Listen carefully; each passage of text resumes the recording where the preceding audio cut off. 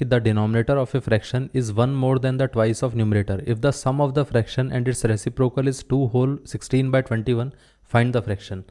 अब देखिए हमें क्या कहा गया है कि हमारे पास एक फ्रैक्शन है, मान लेते हैं कि वो फ्रैक्शन है x/y, इतना क्लियर है।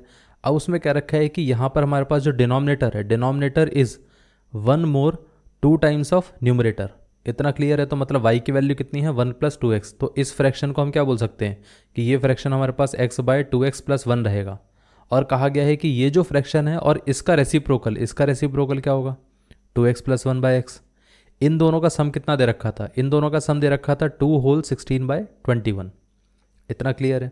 अब देखिए इसको हम ऐसा लिख सकते हैं कि ये आ जाएगा हमारे पास, इन दोनों का एलसीएम ले लेते हैं तो ये आ जाएगा x × 2x + 1, और यहाँ पर ये आ जाएगा x × x x² plus 2x + 1 × 2x + 1, तो ये 2x + 1 का whole square is equal to कितना आ जाएगा 2 × 21, ये कितना हो गया 42 प्लस 16/21। अब यहाँ से अगर हम इसको देखें तो ये x² है, इसका स्क्वायर ओपन करेंगे तो 4x का होल स्क्वायर प्लस कितना आ गया, यहाँ पर ये 1 का स्क्वायर आ जाएगा plus 2 times of 2x × 1 divide by कितना रहेगा x × 2x, तो ये आ जाएगा 2x² प्लस x × 1, ये आ जाएगा x इज इक्वल टू कितना आ गया 42 प्लस 16 कितना रहेगा, ये आ जाएगा 58/21। अब यहाँ पर हम ऐसा लिख सकते हैं कि ये हो जाएगा 5x² प्लस 2 × 2 कितना हो गया 4, तो ये 4x + 1 बाई कितना आ गया 2x² plus x is equal to कितना आ गया 58/21। अब इसको हम क्रॉस मल्टीप्लाई कर देते हैं तो यहाँ पर ये कितना आ जाएगा, ये आ जाएगा 21 × 5x² plus 4x plus 1 is equal to 58 × 2x² plus x। अब यहाँ से हम क्या लिख सकते हैं 21 × 5 कितना रहेगा 105 × x², और ये कितना आ जाएगा प्लस 21 × 4 कितना होगा 84 प्लस 21 × 1 21 इज इक्वल टू कितना रहेगा 58 × 2 कितना होना चाहिए, तो ये आ जाएगा 116 x² प्लस ये कितना रहेगा 58 × x कितना आ गया 58x। अब एक काम करते हैं, या तो इस पूरे पार्ट को राइट साइड पे ले जाते हैं या इस वाले पार्ट को लेफ्ट साइड पे। तो एक काम करते हैं इस वाले पार्ट को लेफ्ट साइड पे ले आते हैं, तो ये आ जाएगा 105 x² माइनस का कितना आ गया 116 x² प्लस ये कितना था, ये था 84x।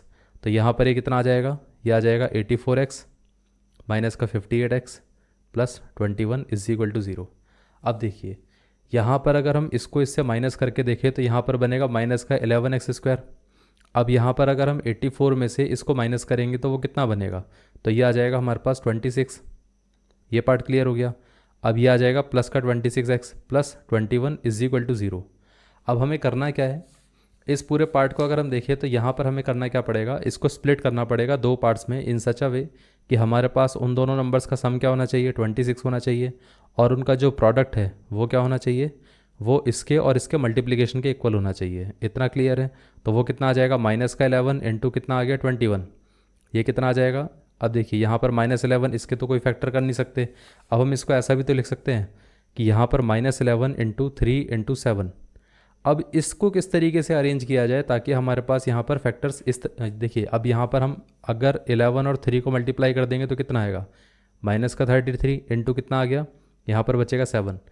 33 माइनस का और प्लस का 7 अगर इन दोनों को मल्टीप्लाई करेंगे तो ये नंबर रहेगा, इनको अगर हम ऐड करेंगे तो माइनस का 26 बनेगा। लेकिन क्या चीज़ हमें करनी है कि यहाँ पर हमें प्लस का 26 बनाना है, तो इसको प्लस का कर देते हैं और इसको माइनस का कर देते हैं। अब क्या होगा कि प्लस का 33 और माइनस का 7 इन दोनों को ऐड करेंगे तो 26 बनेगा, और यहाँ पर अगर हम इन दोनों को मल्टीप्लाई करेंगे तो ये प्रोडक्ट बन जाएगा। इसका मतलब एक फैक्टर हमारे क्या होना चाहिए प्लस का 33x और एक कितना होना चाहिए माइनस का 7x, और ये बाकी का एज इट इज़ रहेगा 21 और ये रहेगा माइनस का 11x²। इतना क्लियर है। अब इसमें अगर आपको लग रहा हो कि यहाँ पर हमने माइनस से मल्टीप्लाई क्यों नहीं किया, बिना मल्टीप्लाई करे भी काम हो सकता है, हम इस तरीके से भी सॉल्व कर सकते हैं, कोई दिक्कत नहीं है। अब देखिए यहाँ पर अगर हम 0 से इक्वेट करें तो इसमें हम क्या कर सकते हैं, इसमें हम माइनस का 11x कॉमन ले लेते हैं, तो यहाँ पर क्या बचेगा x, और यहाँ पर क्या बचेगा, जब माइनस कॉमन ले लिया तो इधर भी माइनस आ जाएगा, 11 चला गया तो यहाँ पर बचा 3। अब यहाँ से हम क्या कर सकते हैं माइनस का 7 कॉमन ले सकते हैं, तो ये कितना बचेगा x, और यहाँ पर क्या आ जाएगा माइनस का 3 इज इक्वल टू 0। अब इस पूरे पार्ट को हम इधर लिख लेते हैं। सो ये आ जाएगा हमारे पास माइनस का 11x और ये कितना था x माइनस का 3 -7 × x माइनस का 3 इज इक्वल टू 0। इसमें से x माइनस थ्री दोनों में से कॉमन आ सकता है, तो ये आ जाएगा x माइनस थ्री, और ये कितना आ जाएगा माइनस का 11x माइनस का 7 इज इक्वल टू 0। अगर ये वाला पार्ट 0 के इक्वल रहेगा तो यहाँ पर x की वैल्यू कितनी आएगी 3। अगर ये वाला पार्ट अगर हमारे पास 0 के इक्वल रहेगा तो x की वैल्यू कितनी आ जाएगी माइनस का 7/11। अब आप एक चीज़ सोचिए कि जब हम किसी फ्रैक्शन को लिखते हैं, उस फ्रैक्शन को अगर हमने इस फॉर्म में लिख दिया x/2x+1 के फॉर्म में हमारा फ्रैक्शन था ओरिजिनल।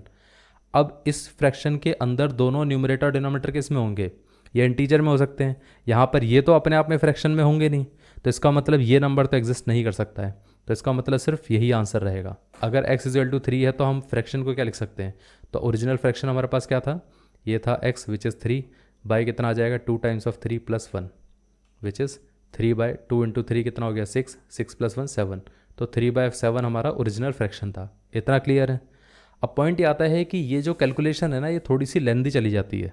इस कैलकुलेशन को शॉर्ट भी किया जा सकता है। अब मैं आपको बताता हूँ कैसे किया जा सकता है। अब देखिए, उसने हमें ये बोला था ये वाला पोर्शन क्या है, इसके इक्वल है। अगर हम देखें तो यहाँ पर हम इसको ऐसा भी तो लिख सकते थे कि मान के चल लेते हैं कि हमारे पास x/2x+1 क्या है, इसकी वैल्यू है p। अगर हम इसको p मान लेते तो ये वाला टर्म क्या होता, ये वाला टर्म हो जाता p प्लस ये वाला टर्म हो जाता 1/p, क्योंकि ये रेसिप्रोकल है। इज इक्वल टू कितना आ जाता 2 होल 16/21। अब अगर हम यहाँ से सिर्फ और सिर्फ p की वैल्यू निकाल लेते, इस इक्वेशन को अगर हम सॉल्व करते तो ये आ जाता p² + 1/p is equal to कितना आ गया, यहाँ पर ये 58/21। तो इसको अगर हम क्रॉस मल्टीप्लाई करते तो 21p² + 21 is equal to 58p। सो यहाँ से हमारे पास इक्वेशन क्या बनती, 21p² - 58p + 21 is equal to कितना आ गया 0 आ गया। अब यहाँ से हमारे पास जो भी हमारे पास p की वैल्यू आती, उसकी हेल्प से हम क्या करते, जो भी हमारे पास p रूट आता उसकी हेल्प से हम यहाँ पर x निकाल लेते, उससे हमारा आंसर आ जाता। तो p अगर हम ऐसे ऐसे कैलकुलेट करते तो डायरेक्टली आंसर आ सकता था और हमारा आंसर थोड़ा शॉर्ट में ही पड़ता। इतना क्लियर है।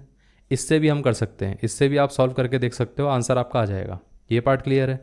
अगर आपको ऐसे नहीं करना है तो फिर आपके पास ये जो यूजुअल मेथड है इससे तो आप कर ही सकते हो।